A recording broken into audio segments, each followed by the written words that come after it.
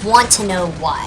Why are we making Russians the bad guys in so many of our games? It hasn't been 1950 for at least 60 years. What have they done to us in the past 10 years to warrant this? Are we still hanging tight to the Cold War, or do we just have no one better to pick on? Screw this. I'm gonna play a Japanese-made game. Cause you know, I'm a blind weeaboo who thinks everything in Japan is perfect. Let's see. Oh, dude, Vanquish! I heard this was a really fun game. Let's try it out.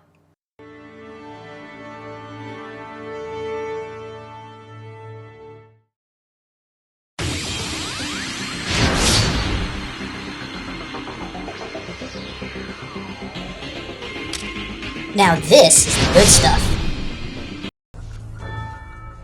The Order of the Russian Star now welcomes you to the inauguration of a new Russian state. My order is now the only authority in Russia. In 10 hours, we exercise our newfound strength once again.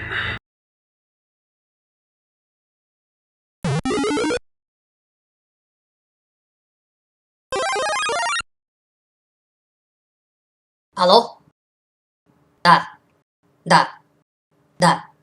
Я собираюсь уходить.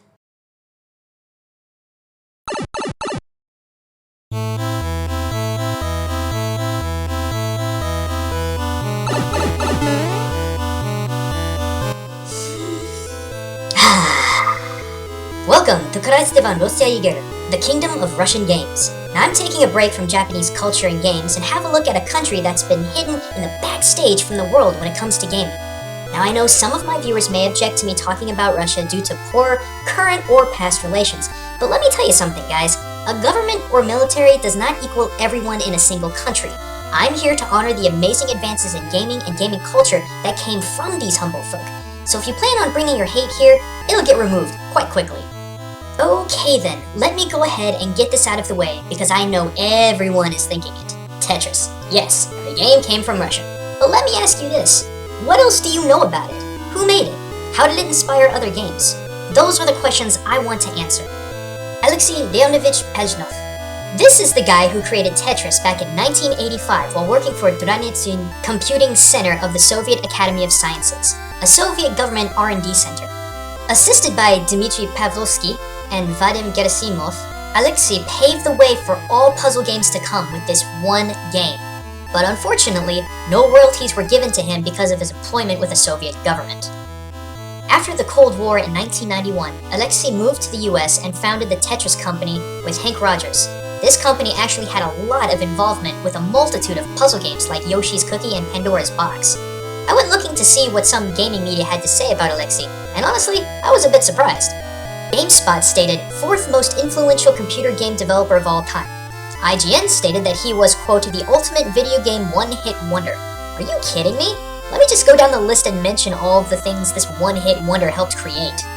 Weltris, a sequel to Tetris in 1989, Faces, Hatris, and Knights Move in 1990, Worldtris in 1991, Elfish in 1993, Knights Moves and Ice and Fire in 1995, Tetrisphere and the Microsoft Entertainment Pack Puzzle Collection in 1997, Pandora's Box in 1999, Hexic in 2003, twice in 2006, and Hexic 2 in 2007. Yeah, maybe Tetris was the one thing he's most well known for, but he's worked on a lot of games. I just don't feel like calling him a one-hit wonder does him the justice that he deserves.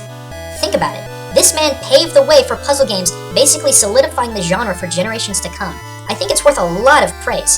There's more I could go on about the guy, but I think we should move on. There's a lot of ground to cover. Remember the game Cut the Rope? Guess where this gem of an iOS game came from? Yep, Russia. Developed by Zepto Lab, located in Moscow, while Cut the Rope may not be the biggest name in current-gen gaming, it did get a Metacritic score of 93, IGN score of 9 out of 10, and earned the Apple Design Award in 2011, and over 100 million downloads since its release. Not to mention, this series has marketability on the level of Angry Birds. So how about lesser-known games?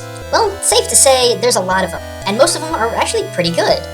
Heroes of Might and Magic 5 and their expansions Hammer of Fate and Tribes of the East received decently good reviews.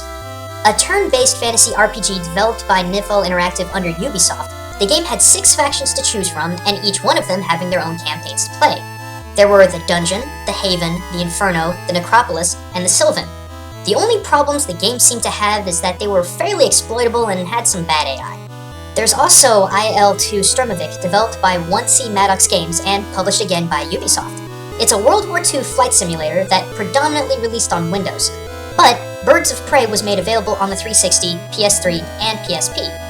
Metacritic gave it a 91, and Game Rankings gave it a 91.31? Okay. So has Russia ever created some bad games? Well, sure. Hammer and Sickle, developed by Sturmovik and Company and Nivel Interactive, didn't do so hot. Critics said it had a lack of polish and was incredibly difficult. However, as tactical RPGs go, it was anything but linear. The game takes place during the Cold War era. You play as a Soviet commando behind enemy lines in a divided Germany. Every decision you make can affect the outcome of the game. As difficult or lacking in polish as the critics called it, I'm kinda interested in playing this. It would be really interesting to see another perspective when it comes to wartime gaming. Then there's Stalin vs. Martians. Yeah, you heard me right. Stalin vs. Martians. Developed by Blackwing Foundation, Dreamlore, and InGame, published by Mesmer Games, this RTS was often called trashy and over the top. GameSpot gave the game a pathetically bad 1.5 out of 10, saying it's the worst RTS ever. Although, The Escapist gave it some praise, saying, whatever it was, it's clear that the development team had a very fun time making this game and filling it with as many Soviet cliches as possible. After seeing some gameplay, the game itself may be bad, but it looks way too funny to not at least try once. Notice an interesting trend here? The majority of the games I listed, and indeed many of the games that Russia has made, are PC and mobile games. But why? Well, first of all, I've read that 99% of Russians own a mobile device. That's 141,517,332 people that have the potential to play mobile games. The other issue is piracy. Russia, unfortunately, has a high rate of piracy, and that severely hurts the selling of physical games. But with the online distribution and free-to-play styles of gaming nowadays, online and mobile gaming are absolutely booming in Russia. Oh, jeez. Well done, Gaijin, well done. I hope you're proud of yourself. Are you done celebrating these communist brutes yet? You're praising a bunch of warmongers, you know. Don't you remember the Polish-Soviet War of 1918, the Russo-Swedish War of 1788? Oh, and let's not forget August 2008, when Russia decided to occupy Georgia. Enough! Yes, these things happened. I understand that. But again, these were things that were done under military and government control. Who do you think you are to judge more than 142 million people for the actions of a government or a military?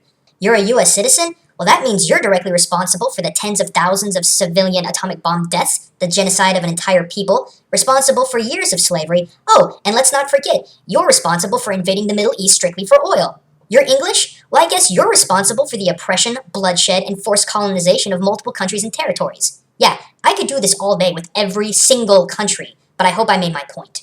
This isn't about government or wars or oppression. This is about a group of individuals in a country and even characters from said country who have enriched our lives, our childhood, with something remarkable and special, and they continue to do so. And in fact, where would we be without Russia and gaming? Where would Mega Man 4 be without Dr. Kroshak? Where would Street Fighter be without Zangief crushing men's skulls like sparrowhawks between thighs? Where would Team Fortress 2 and Machinima in general be without the lovable Lump Heavy? Where would Black Ops be without Viktor Reznov? And where would puzzle gaming in general be without Alexei and Tetris? This is what Game Exchange is all about. This is why I do what I do, to take something that we love, like gaming, and show how the world has impacted it.